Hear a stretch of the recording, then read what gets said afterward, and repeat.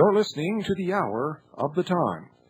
I'm William Cooper, and I guess you've noticed that we did not play our normal lead-in, and this is the only time since the beginning broadcast of the Hour of the Time that we have not done so, and it's for a very special reason. In 1917, John Dewey said at a dinner given for Viscount Ishii in the Imperial Japanese delegation, and I quote, "The best way to unite all humanity in a one-world government and do away with wars forever if we were invaded by some other species from some other planet." This hypothesis was put to the test on October the 30th, 1938, when the Mercury Theater aired War of the Worlds, and it proved that it would work. In 1947, near Roswell, New Mexico, a group of Army and Army Air Corps intelligence officers sprinkled debris over the desert and planted several shaved and surgically altered monkeys. And today, blatant and incredible stories proliferate of alien abductions and outright and total phonies like Don Ecker perpetuate the menace of the alien threat. Pay close attention, ladies and gentlemen. The Columbia Broadcasting System and its affiliated stations present Orson Welles and the Mercury Theater on the air in The War of the Worlds by H.G. Wells.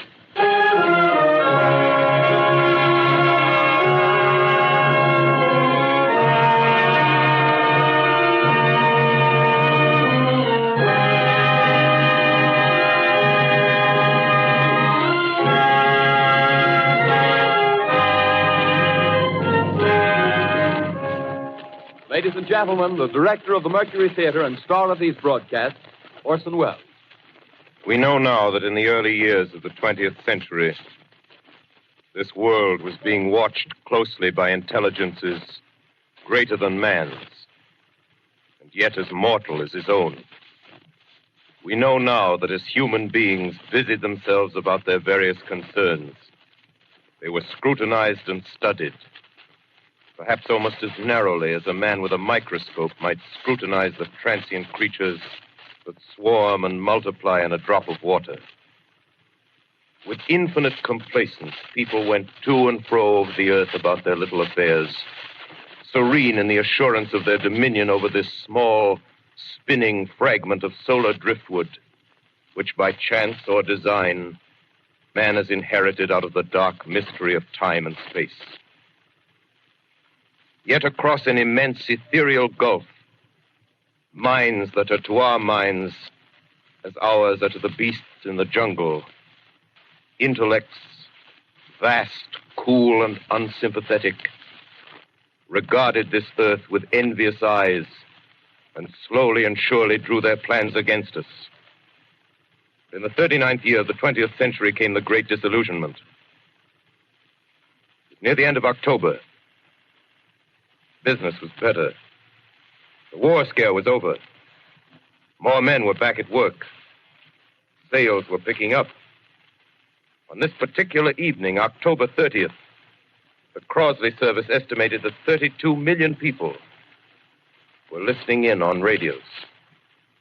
For the next 24 hours, not much change in temperature. A slight atmospheric disturbance of undetermined origin is reported over Nova Scotia, causing a low-pressure area to move down rather rapidly over the northeastern states, bringing a forecast of rain accompanied by winds of light gale force. Maximum temperature 66, minimum 48. This weather report comes to you from the Government Weather Bureau. We take you now to the Meridian Room in the Hotel Park Plaza in downtown New York, where you will be entertained by the music of Raymond Raquello and his orchestra.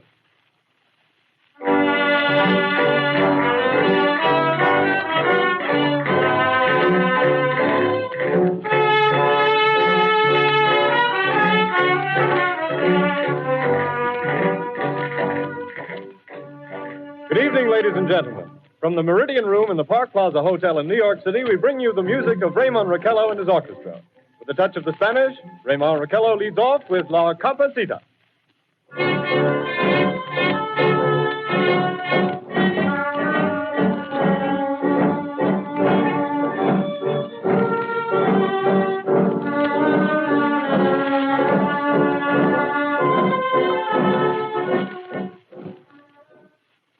Ladies and gentlemen, we interrupt our program of dance music to bring you a special bulletin from the Intercontinental Radio News. At 20 minutes before 8 Central Time, Professor Farrell of the Mount Jennings Observatory, Chicago, Illinois, reports observing several explosions of incandescent gas occurring at regular intervals on the planet Mars. The spectroscope indicates the gas to be hydrogen and moving toward the Earth with enormous velocity. Professor Pearson of the observatory at Princeton confirms Farrell's observation and describes the phenomenon as, quote, like a jet of blue flame shot from a gun, unquote. We now return you to the music of Ramon Raquello, playing for you in the Meridian Room of the Park Plaza Hotel, situated in downtown New York.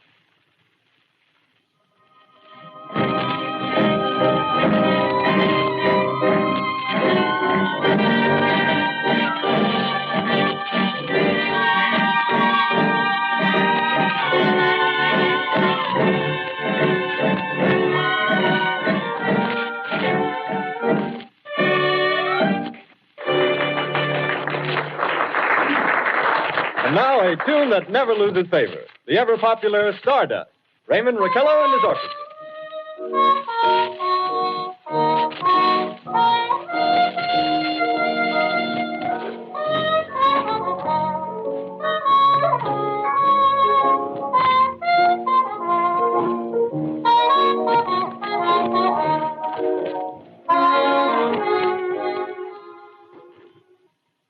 Ladies and gentlemen, following on the news given in our bulletin a moment ago, the Government Meteorological Bureau has requested the large observatories of the country to keep an astronomical watch on any further disturbances occurring on the planet Mars. Due to the unusual nature of this occurrence, we have arranged an interview with the noted astronomer, Professor Pearson, who will give us his views on this event. In a few moments, we will take you to the Princeton Observatory at Princeton, New Jersey. We return you until then to the music of Ramon Raquello and his orchestra.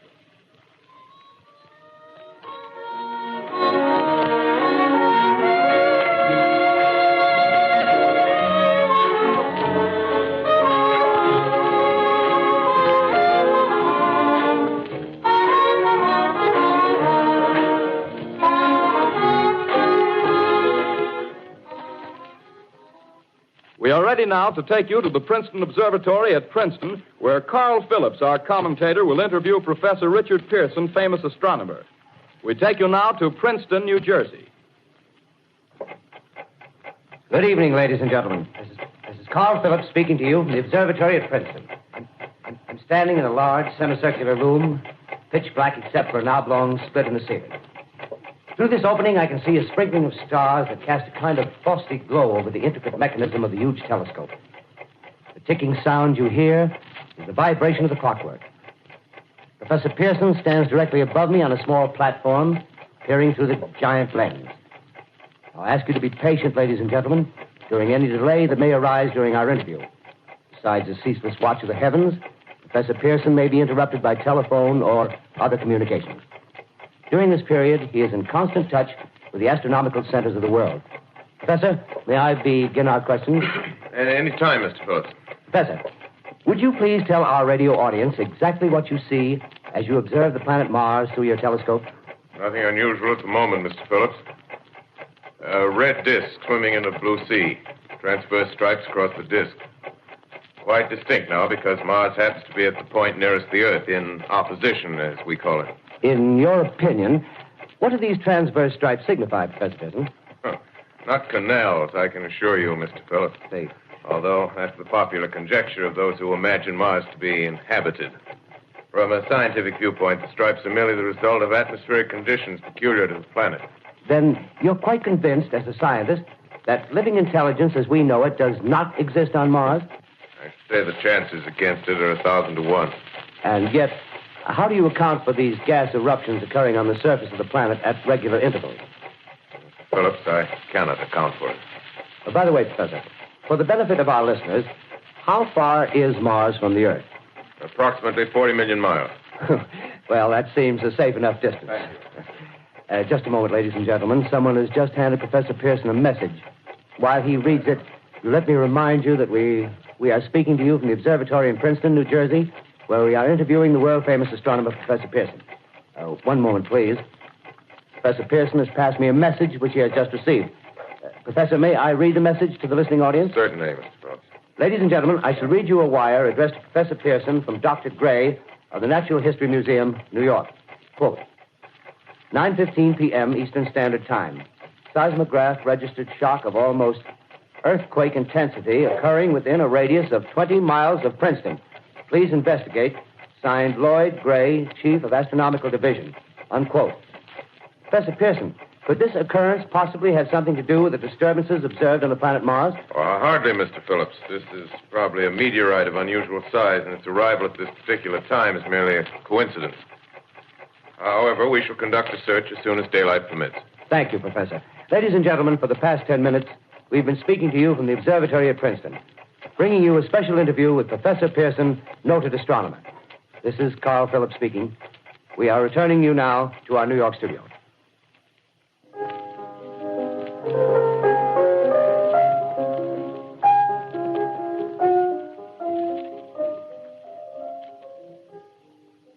Ladies and gentlemen, here is the latest bulletin from the Intercontinental Radio News. Toronto, Canada. Professor Morse of Macmillan University reports observing a total of 3 explosions on the planet Mars between the hours of 7:45 p.m. and 9:20 p.m. Eastern Standard Time.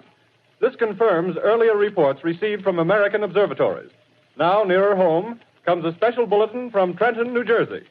It is reported that at 8:50 p.m., a huge flaming object, believed to be a meteorite, fell on a farm in the neighborhood of Grover's Mill, New Jersey, 22 miles from Trenton.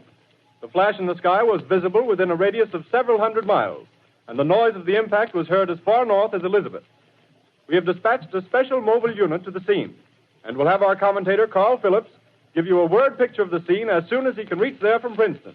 In the meantime, we take you to the Hotel Martinet in Brooklyn, where Bobby Millett and his orchestra are offering a program of dance music.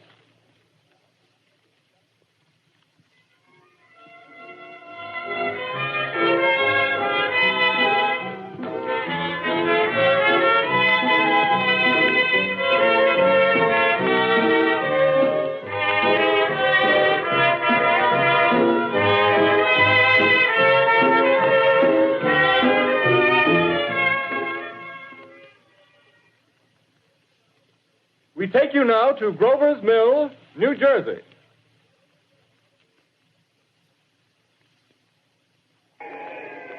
Ladies and gentlemen, this is Carl Phillips again, out at the Wilmot Farm, Grover's Mill, New Jersey. Professor Pearson and myself made the 11 miles from Princeton in 10 minutes. Well, I hardly know where to begin. To paint for you a word picture of the strange scene before my eyes, like something out of a modern Arabian Nights. Well, I just got here. I haven't had a chance to look around yet. I guess that's it. Yes, I guess that's the thing directly in front of me, half buried in a vast pit. Must have struck with terrific force. The ground is covered with splinters of a tree. It must have struck on its way down. But I can see of the object itself doesn't look very much like a meteor. At least not the meteors I've seen. It looks more like a huge cylinder. Has a diameter of, what would you say, Professor Pearson? What's that?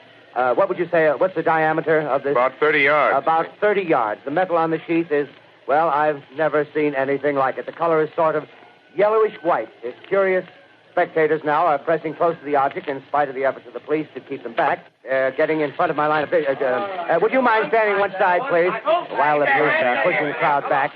Here's Mr. Wilmot, owner of the farm here. He may have some interesting facts to add. Mr. Wilmot, would you please tell the radio audience as much as you remember of this rather unusual visitor that dropped in your backyard? A step closer, please. Ladies and gentlemen, this is Mr. Wilmot. Well, I was listening to the radio. Closer and louder, please. Pardon me? Louder, please, closer. Yes. I was listening to the radio and kind of drowsing. That professor fellow was talking about Mars, so I was half dozing and half... Yes, Mr. Wilmot, and then what happened? Well, as I was saying, I was listening to the radio, kind of halfway. Yes, Mr. Wilmot, and then you saw something. Well, not first off. I heard something. And what did you hear? A hissing sound like this. Kind of like a 4th of July rocket. Yes, then what? I turned my head out the window and would have sworn I was to sleep and dreaming. Yes? I seen a kind of greenish streak and then zingo. Something smacked the ground, knocked me clear out of my chair. Well, were you frightened, Mr. Wilmot? Well, I ain't quite sure. I reckon I was kind of riled. Well, thank you, Mr. Wilmot. Thank you very much. Yeah, you want me to tell No, that's quite all right. That's plenty. Ladies and gentlemen, you've just heard Mr. Wilmot, owner of the farm, where this thing has fallen. I wish I could convey the atmosphere, the background of this fantastic scene. Hundreds of cars are parked in a field in back of us, and the police are trying to rope off the roadway leading into the farm, but it's no use. They're breaking right through. The car's headlights throw an enormous spotlight on the pit where the object's half buried. Now, some of the more daring souls now are venturing near the edge. Their silhouettes stand out against the metal sheen. One man wants to touch the thing. He's having an argument with the policeman. Now, the policeman wins. Now, ladies and gentlemen, there's something I haven't mentioned in all this excitement, but it's becoming more distinct. Perhaps you've caught it already on your radio. Listen, please. Do you hear it? It's a curious humming sound that seems to come from inside the object. I'll move the microphone nearer. Here. Now, we're not more than 25 feet away. Can you hear it now? Professor Pearson? Yes, Mr. Brooks. Can you tell us the meaning of that scraping noise inside the thing? Possibly the unequal cooling of its surface. I say, do you still think it's a meteor, Professor? I don't know what to think. The metal casing is definitely extraterrestrial. Not found on this Earth. Friction with the Earth's atmosphere usually tears holes in a meteorite. This thing is smooth, and you can see its cylindrical just a minute. shape. Something's happening. Ladies and gentlemen, this is terrific. This end of the thing is beginning to flake off. The top is beginning to rotate like a screw, and the thing must be hollow. He's moving. Keep back there. Keep back, I tell you. Keep those men back. Keep back there. Keep those idiots back. Shoot off. The top's loose. Look out there. Stand back. Ladies and gentlemen, this is the most terrifying thing I've ever witnessed. Wait a minute. Someone's calling someone or something. I can see turning out of that black hole two luminous discs. The eyes, it might be a face, might be almost Good heavens, something wriggling out of the shadow like a gray snake. Now it's another one and another one and another one. They look like tentacles to me. Oh, yeah, I can see the thing's body. Now it's large as a bear. It glistens like wet leather, but that face, ladies and gentlemen, it's indescribable. I can hardly force myself to keep looking at it. It's so awful. The eyes are black and they gleam like a serpent. The mouth is kind of V-shaped with saliva dripping from its rimless lips that seem to quiver and pulsate. And the monster or whatever it is can hardly move. It seems weighed down by possibly gravity or something. The thing's rising up now and the crowd falls back. They've seen plenty. The most extraordinary experience, ladies and gentlemen. I can't find words. Well, I'll pull this microphone with me as I talk. I'll have to stop the description until I can take a new position. Hold on, will you, please? I'll be right back in a minute.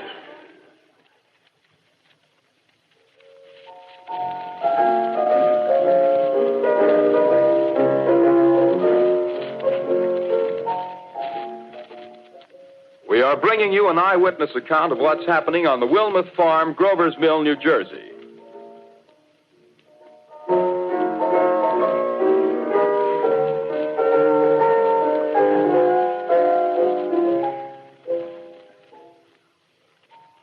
We now return you to Carl Phillips at Grover's Mill. Ladies and gentlemen, am I on? Ladies and gentlemen, here I am, back of a stone wall that adjoins Mr. Wilmuth's garden. From here, I get a sweep of the whole scene. I'll give you every detail as long as I can talk and as long as I can see. More state police have arrived. They're drawing up a cordon in front of the pit. About 30 of them. No need to push the crowd back now. They're willing to keep their distance. The captain's conferring with someone. Can't quite see who. Oh, yes, I believe it's Professor Pearson. Yes, it is. Now they've parted, and the professor moves around one side, studying the object while the captain and two policemen advance with something in their hands. I can see it now. It's a white handkerchief tied to a pole. Flag of truce. If those creatures know what that means, what anything means. Wait a minute. Something's happening. Humped shape is rising out of the pit. I can make out a small beam of light against a mirror.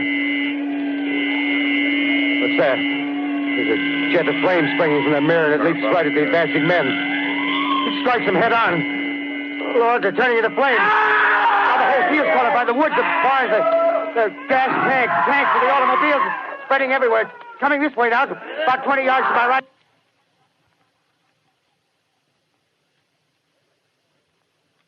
Ladies and gentlemen, due to circumstances beyond our control, we are unable to continue the broadcast from Grover's Mill.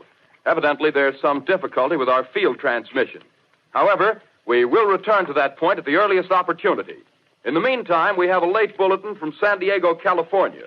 Professor Indelkoffer, speaking at a dinner of the California Astronomical Society, expressed the opinion that the explosions on Mars are undoubtedly nothing more than severe volcanic disturbances on the surface of the planet. We continue now with our piano interlude.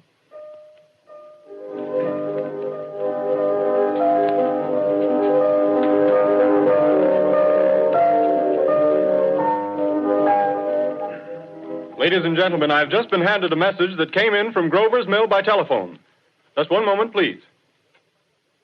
At least 40 people, including 6 state troopers, lie dead in a field east of the village of Grover's Mill, their bodies burned and distorted beyond all possible recognition. The next voice you hear will be that of Brigadier General Montgomery Smith, commander of the state militia at Trenton, New Jersey. I have been requested by the governor of New Jersey to place the counties of Mercer and Middlesex as far west as Princeton and east to Jamesburg under martial law. No one will be permitted to enter this area except by special pass issued by state or military authorities. 4 companies of state militia are proceeding from Trenton to Grover's Mill and will aid in the evacuation of homes within the range of military operations. Thank you. You have just been listening to General Montgomery Smith, commanding the state militia at Trenton. In the meantime, further details of the catastrophe at Grover's Mill are coming in. The strange creatures, after unleashing their deadly assault, crawled back in their pit and made no attempt to prevent the efforts of the firemen to recover the bodies and extinguish the fire. The combined fire departments of Mercer County are fighting the flames which menace the entire countryside. We have been unable to establish any contact with our mobile unit at Grover's Mill, but we hope to be able to return you there at the earliest possible moment. In the meantime, we take you to... Just one moment, please. Ladies and gentlemen, I have just been informed that we have finally established communication with an eyewitness of the tragedy. Professor Pearson has been located at a farmhouse near Grover's Mill, where he has established an emergency observation post. As a scientist, he will give you his explanation of the calamity. The next voice you hear will be that of Professor Pearson, brought to you by direct wire. Professor Pearson. Of the creatures in the rocket cylinder at Grover's Mill, I can give you no authoritative information, either as to their nature, their origin, or their purposes here on Earth. Of their destructive instrument, I might venture some conjectural explanation. For want of a better term, I shall refer to the mysterious weapon as a heat ray. It's all too evident that these creatures have scientific knowledge far in advance of our own. It's my guess that in some way they are able to generate an intense heat in a chamber of practically absolute non-conductivity. This intense heat they project in a parallel beam against any object they choose by means of a polished parabolic mirror of unknown composition, much as the mirror of a lighthouse projects a beam of light. That is my conjecture of the origin of the heat ray. Thank you, Professor Pearson. Ladies and gentlemen, here is a bulletin from Trenton. It is a brief statement informing us that the charred body of Carl Phillips has been identified in a Trenton hospital. Now, here's another bulletin from Washington, D.C. The Office of the Director of the National Red Cross reports 10 units of Red Cross emergency workers have been assigned to the headquarters of the state militia, stationed outside of Grover's Mill, New Jersey. Here's a bulletin from State Police, Princeton Junction. The fires at Grover's Mill and vicinity are now under control. Scouts report all quiet in the pit, and there is no sign of life appearing from the mouth of the cylinder. Now, ladies and gentlemen, we have a special statement from Mr. Harry McDonald, Vice President in charge of operations. We have received a request from the state militia of Trenton to place at their disposal our entire broadcasting facilities. In view of the gravity of the situation, and believing that radio has a responsibility to serve in the public interest at all times, we are turning over our facilities to the state militia at Trenton. We take you now to the field headquarters of the state militia near Grover's Mill, New Jersey. This is Captain Lansing of the Signal Corps, attached to the state militia, now engaged in military operations in the vicinity of Grover's Mill. Situation arising from the reported presence of certain individuals of unidentified nature is now under complete control.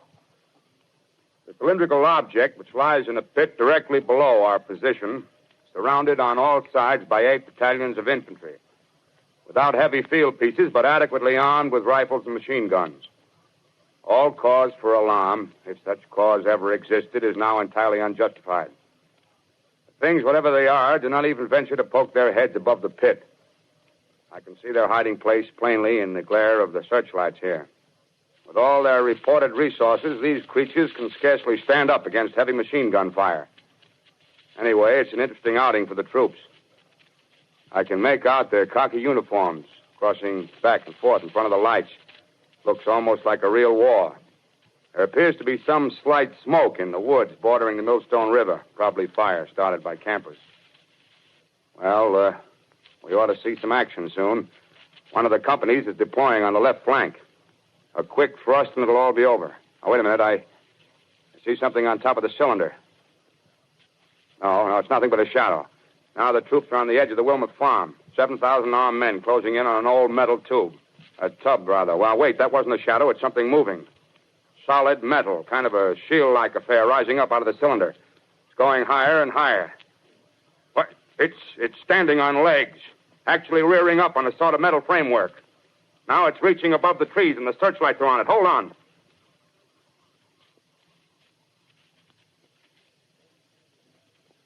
Ladies and gentlemen, I have a grave announcement to make.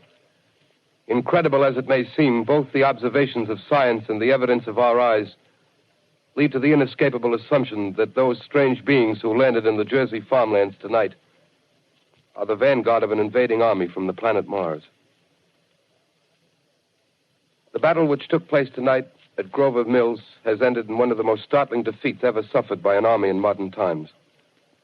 7,000 men armed with rifles and machine guns pitted against a single fighting machine of the invaders from Mars. 120 known survivors. The rest strewn over the battle area from Grover's Mill to Plainsboro, crushed and trampled to death under the metal feet of the monster, or burned to cinders by its heat ray. The monster is now in control of the middle section of New Jersey and has effectively cut the state through its center. Communication lines are down from Pennsylvania to the Atlantic Ocean.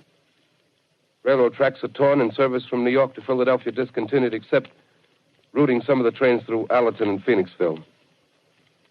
Highways to the north, south, and west are clogged with frantic human traffic. Police and Army reserves are unable to control the mad flight.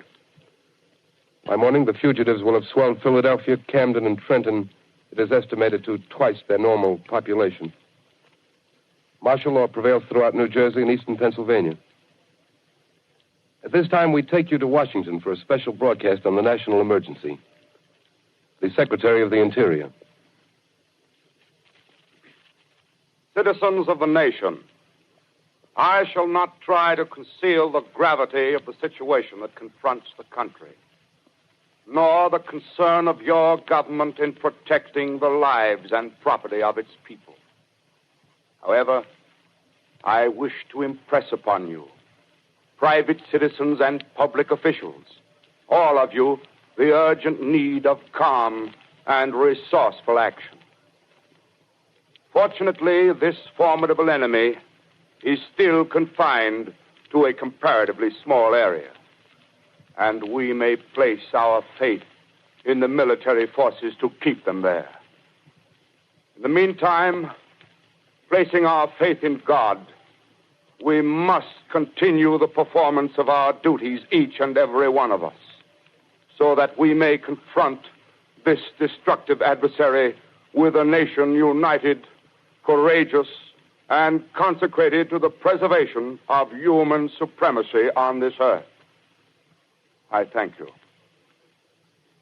You have just heard the Secretary of the Interior speaking from Washington. Bulletins too numerous to read are piling up in the studio here. We're informed that the central portion of New Jersey is blacked out from radio communication due to the effect of the heat ray upon power lines and electrical equipment. Here's a special bulletin in New York. Cables have been received from English, French, and German scientific bodies offering assistance. Astronomers report continued gas outbursts at regular intervals on the planet Mars. The majority voiced the opinion that the enemy will be reinforced by additional rocket machines. There have been several attempts made to locate Professor Pearson of Princeton, who has observed Martians at close range. It is feared he was lost in the recent battle.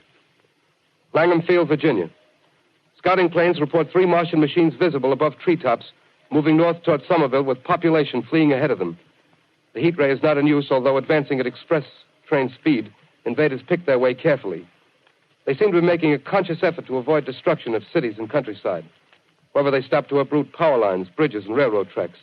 Their apparent objective is to crush resistance, paralyze communication, and disorganize human society. Here is a bulletin from Basking Ridge, New Jersey. Coon hunters have stumbled on a second cylinder similar to the first, embedded in the great swamp 20 miles south of Morristown. Army field pieces are proceeding from Newark to blow up the second invading unit before the cylinder can be opened and the fighting machine rigged. They are taking up a position in the foothills of Watchung Mountains.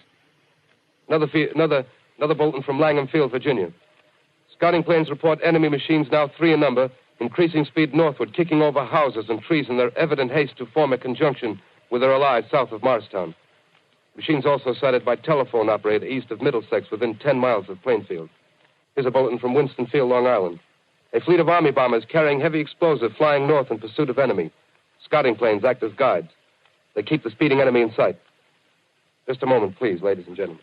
We've run special wires to the artillery line in adjacent villages to give you direct reports in the zone of the advancing enemy.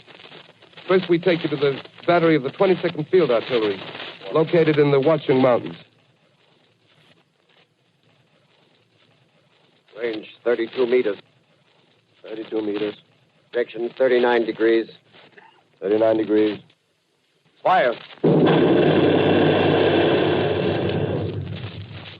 140 yards to the right, sir. Shift range 31 meters. 31 meters. Projection 37 degrees. 37 degrees. Fire.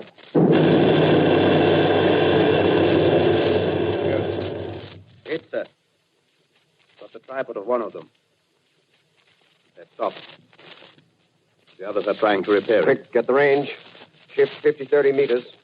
30 meters. Projection 27 degrees. 27 degrees. Fire.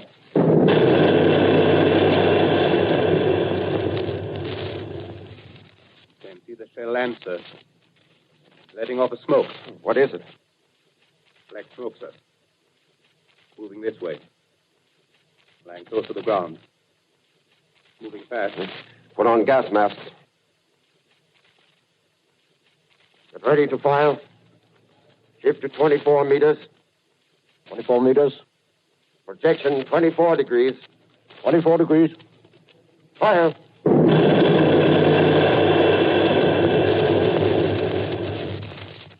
Still can't see, sir.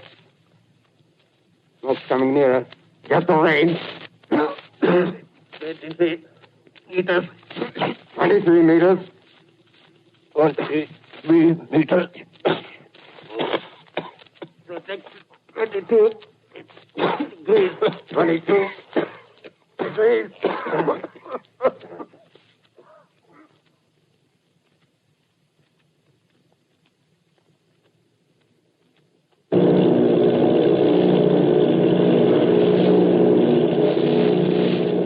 Army bombing plane V-843 off Bayonne, New Jersey. Lieutenant Bolt, commanding 8 bombers, reporting to Commander Fairfax, Langham Field.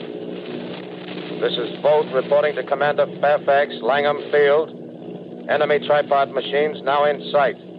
Reinforced by 3 machines from the Morristown cylinder. 6 altogether. 1 machine partially crippled. Believed hit by shell from Army gun in Watchung Mountains. Guns now appear silent. A heavy black fog hanging close to the earth of extreme density, nature unknown. No sign of heat ray. Enemy now turns east, crossing Passaic River into the Jersey marshes. Another straddles the Pulaski Skyway. Evident objective is New York City. They're pushing down a high-tension power station. The machines are close together now, and we're ready to attack. Plane circling, ready to strike.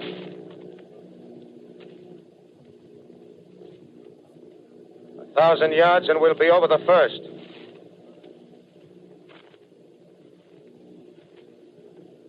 $800 yards.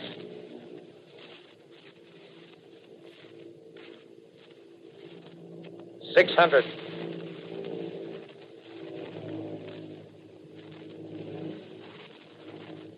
$400. $200. There they go. The giant arm raised. Green flash. They're spraying us with flame. 2,000 feet. Engines are giving out. No chance to release bombs. Only one thing left. Drop on them, plane and all. We're diving on the first one.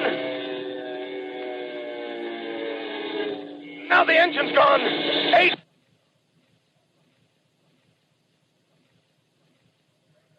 This is Bayonne, New Jersey, calling Langham Field. This is Bayonne, New Jersey, calling Langham Field. Come in, please. This is Langham Field. Go ahead. 8 Army bombers in engagement with enemy tripod machines over Jersey Flats. Engines incapacitated by heat ray. All crashed. 1 enemy machine destroyed. Enemy now discharging heavy black smoke in direction of... This is Newark, New Jersey. This is Newark, New Jersey. Warning. Poisonous black smoke pouring in from Jersey marshes. Reaches South Street. Gas masks useless. Urge population to move into open spaces. Automobiles use routes 7, 23, 24. Avoid congested areas. Smoke now spreading over Raymond Boulevard.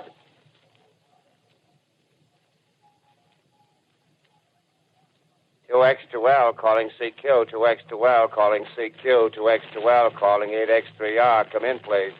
This is 8X3R coming back at 2X2L. How's reception? How's reception? K, please. Where are you, 8X3R? What's the matter? Where are you?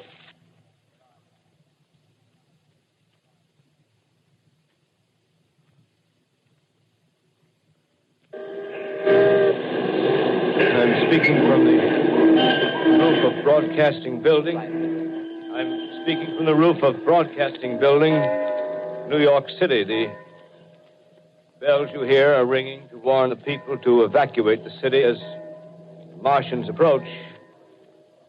Estimated in the last 2 hours, 3 million people have moved out along the roads to the north.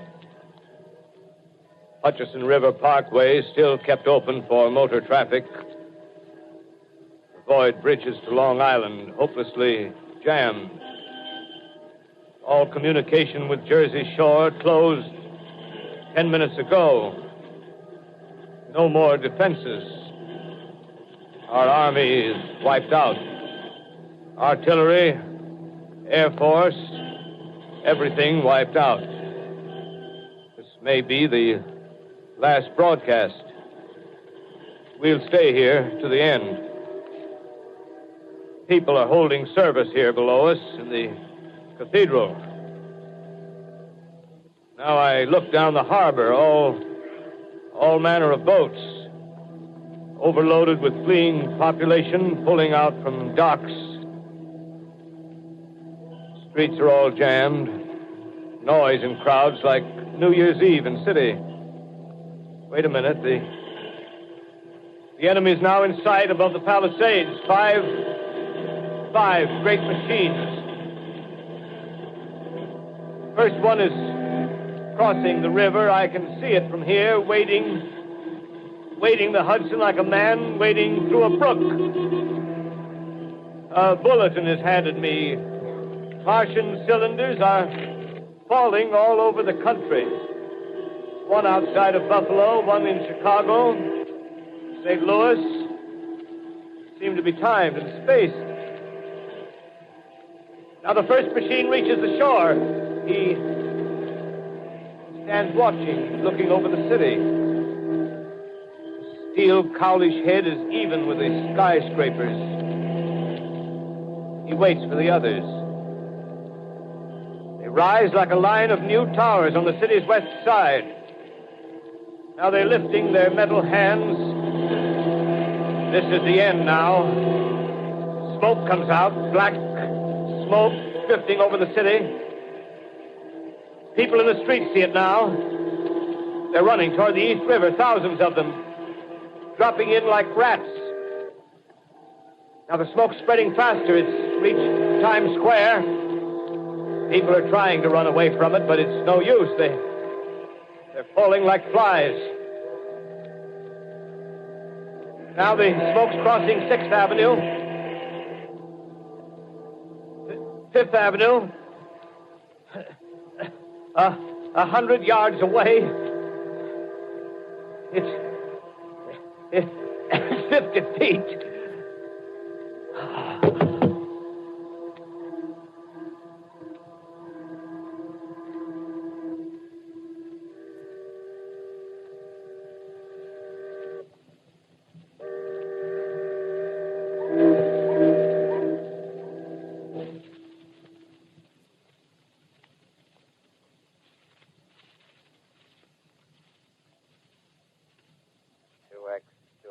Calling CQ.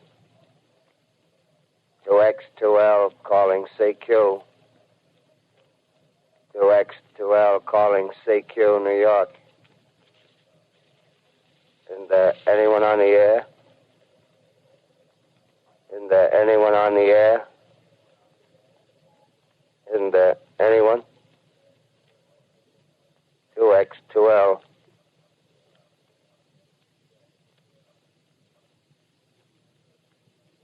You are listening to a CBS presentation of Orson Welles and the Mercury Theater on the Air in an original dramatization of The War of the Worlds by H.G. Wells. The performance will continue after a brief intermission. This is the Columbia Broadcasting System. The War of the Worlds by H.G. Wells, starring Orson Welles and the Mercury Theater on the Air.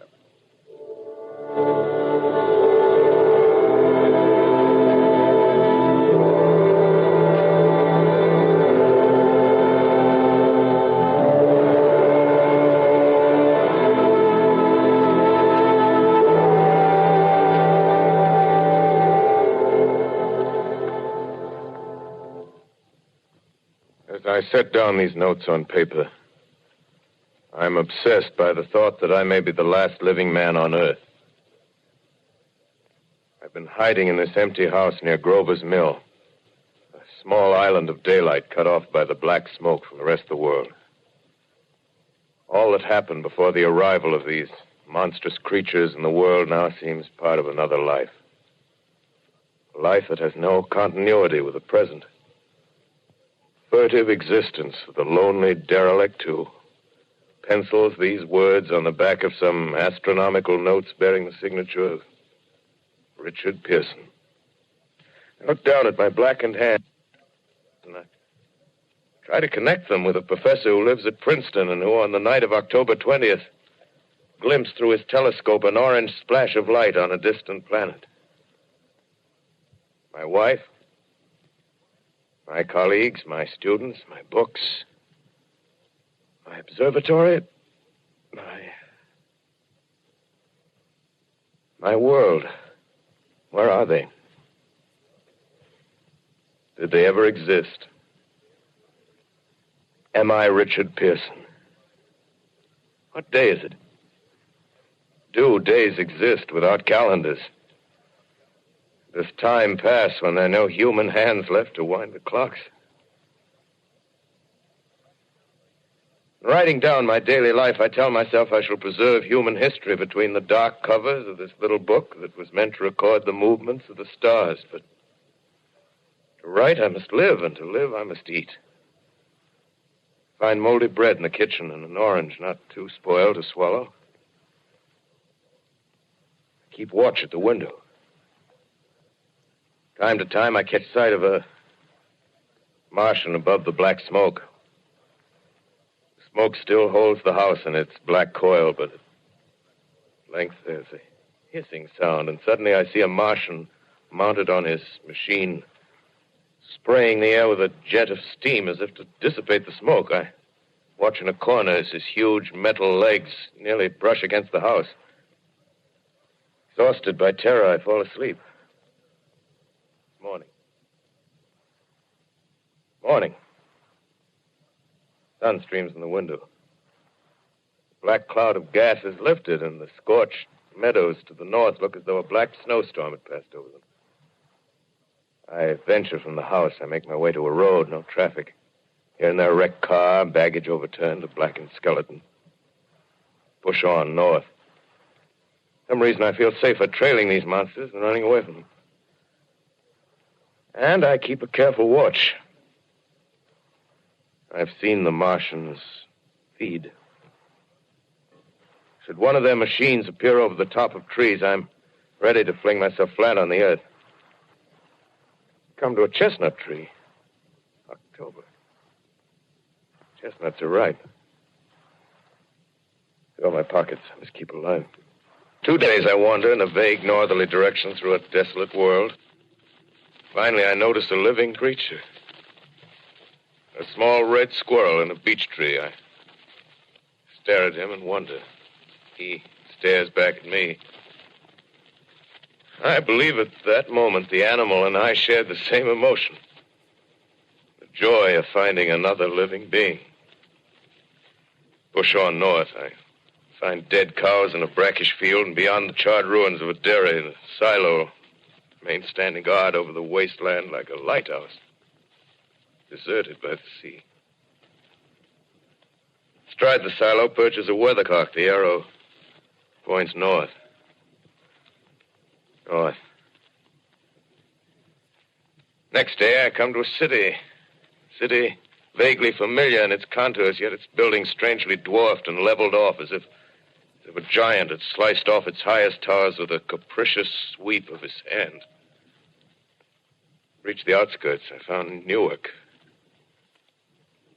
Newark, undemolished but humbled by some whim of the advancing Martians.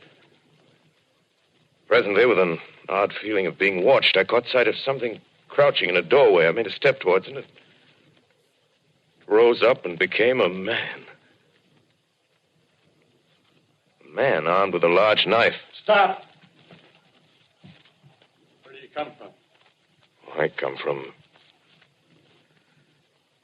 many places. A long time ago, from Princeton. Princeton, huh? That's near Grover's Mill. Yes. Grover's Mill. There's no food here. This is my country. All this end of town down the river. There's only food for one. Which way are you going? I don't know. I guess I'm looking for people. Hey, what was that? Did you hear something just then? No. Only a bird. A live bird. You get to know that birds have shadows these days. Say, we're in the open here. Let's crawl in this doorway here and talk. Have you seen any Martians? No. They're going over to New York. Night, the sky's alive with their lights, just as if people were still living in it.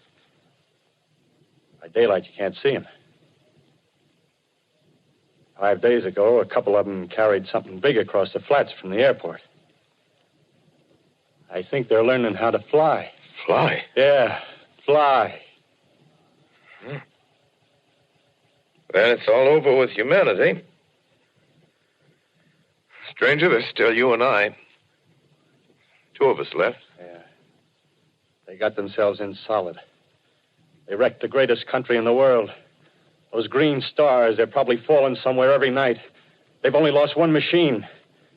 There isn't anything to do. We're done. We're licked. Where were you? You're in a uniform. Yeah, what's left of it. I was in the militia. National Guard. That's good. There wasn't any war. Any more than there's war between men and ants. Yes, but we're eatable ants. I found that out. What'll they do to us? I thought it all out. Right now, we're caught as we're wanted. A Martian only has to go a few miles to get a crowd on the run. But they won't keep on doing that. They'll begin catching us systematic, like keeping the best and storing us in cages and things. They haven't begun on us yet. Not begun? Not begun.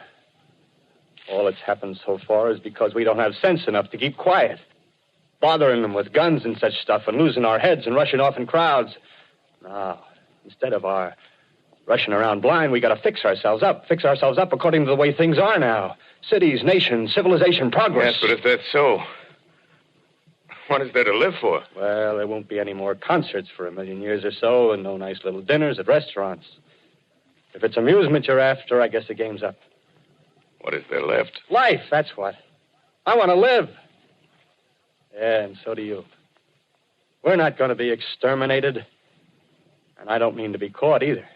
Tamed and fattened and bred like an ox.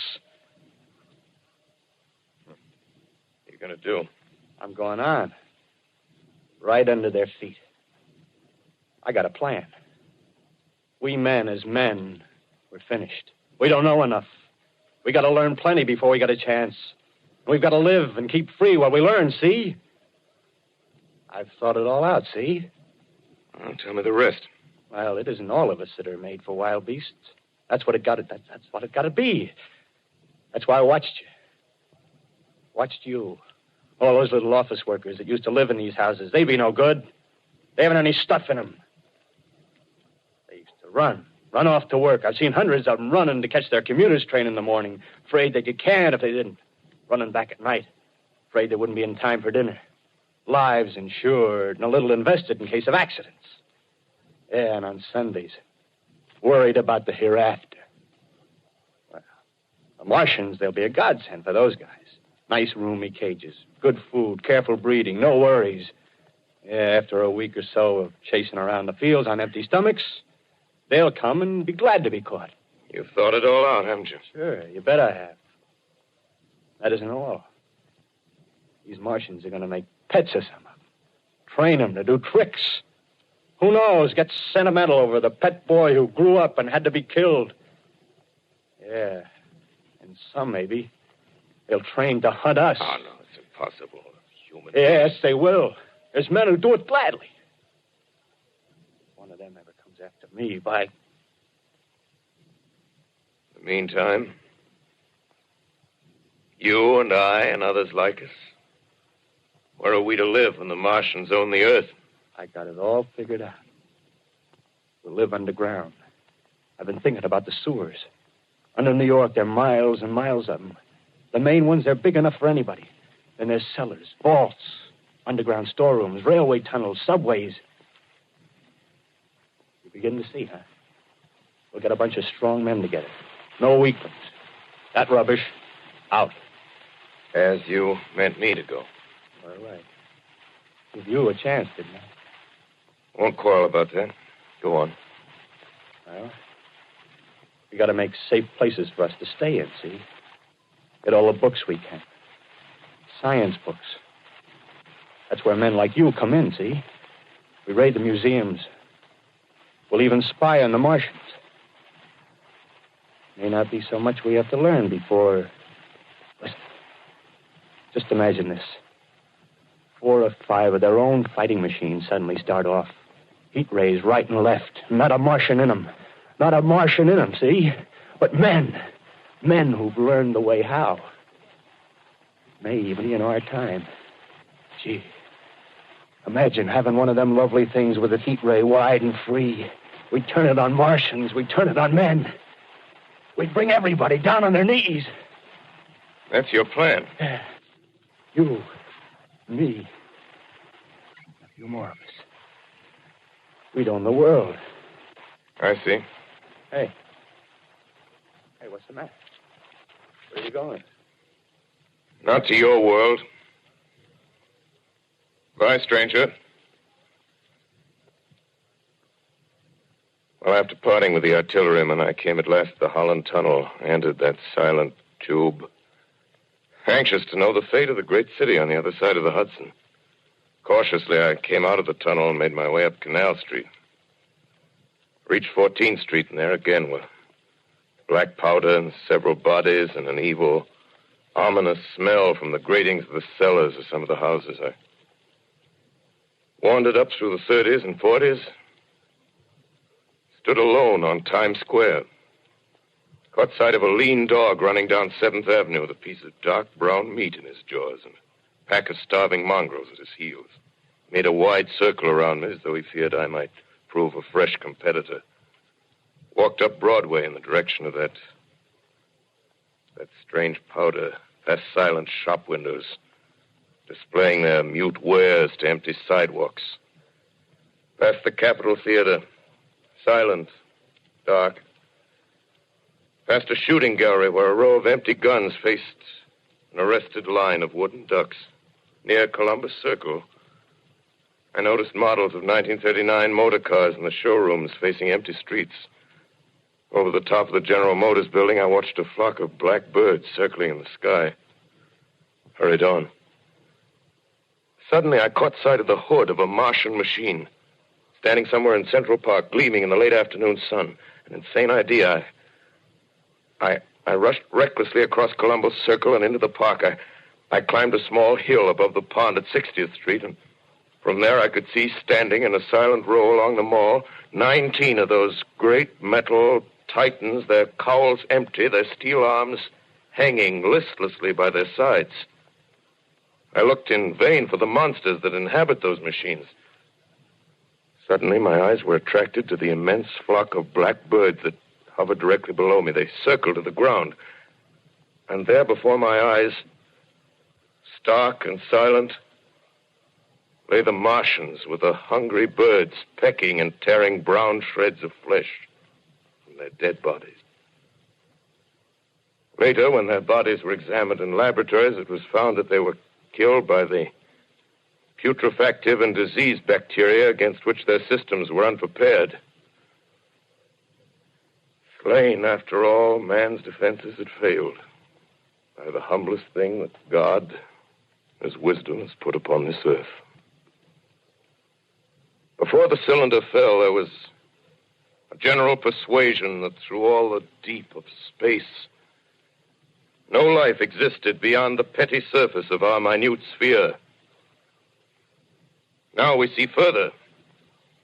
Dim and wonderful is the vision I've conjured up in my mind of life spreading slowly from this little seedbed of the solar system throughout the inanimate vastnesses of sidereal space. But it's a remote dream.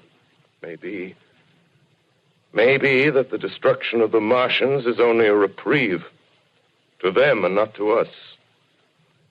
Is the future ordained, perhaps? Strange it now seems to sit in my peaceful study at Princeton, writing down this last chapter of the record, begun at a deserted farm in Grover's Mill. Strange to watch children playing in the streets. Strange to see young people strolling on the green where the new spring grass heals the last black scars of a bruised earth. Strange to watch the sightseers enter the museum where the dissembled parts of a Martian machine are kept on public view. Strange when I recall the time when I first saw it. Bright and clean cut, hard and silent under the dawn of that last great day.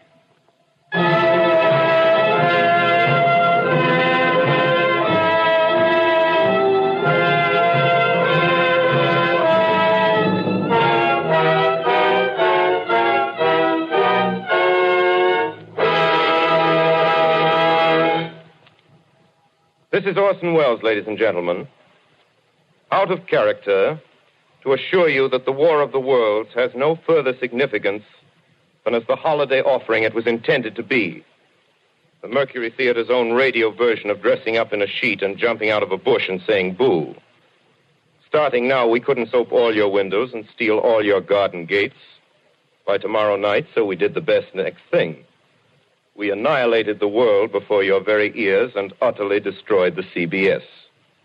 You will be relieved, I hope, to learn that we didn't mean it and that both institutions are still open for business. So goodbye, everybody, and remember, please, for the next day or so, the terrible lesson you learned tonight. That grinning, glowing, globular invader of your living room is an inhabitant of the pumpkin patch, and if your doorbell rings and nobody's there, that was no Martian. It's Halloween.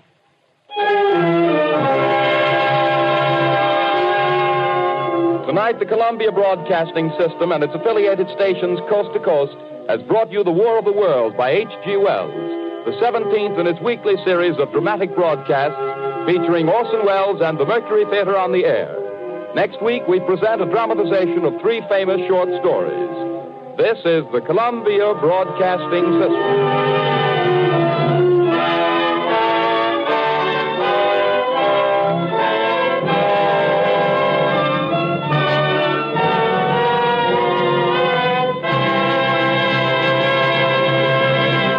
Ladies and gentlemen, when the War of the World aired in 1938, people jumped out of windows.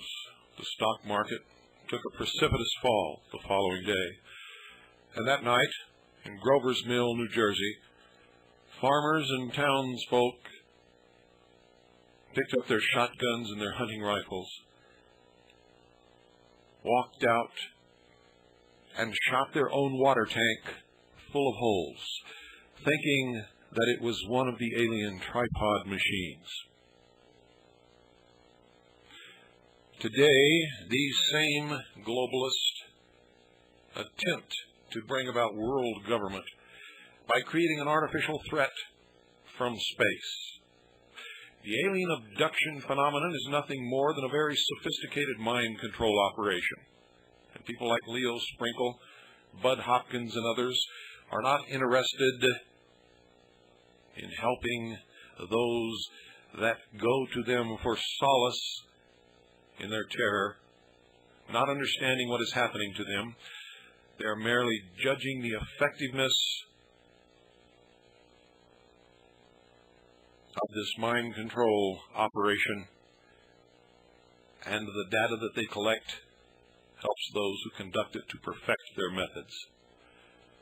And all across the world and across the United States, people gather to hear phonies like Donald Francis Ecker, who was no more a police officer or a criminal investigator than the man in the moon. And so-called nuclear physicists like Stanton T. Friedman, who in our investigation for the last 30 years has never gone near anything even resembling nuclear physics. And I could go on and on and on. The technology that we see in the sky belongs to humans, that which we have been able to identify. And someday you will be presented with a scenario that the Earth is being invaded by some other species from some other planet, and the answer will be for all humanity to come together under one world government and sacrifice whatever is needed to oppose this threat. Good night, ladies and gentlemen, and God bless you all.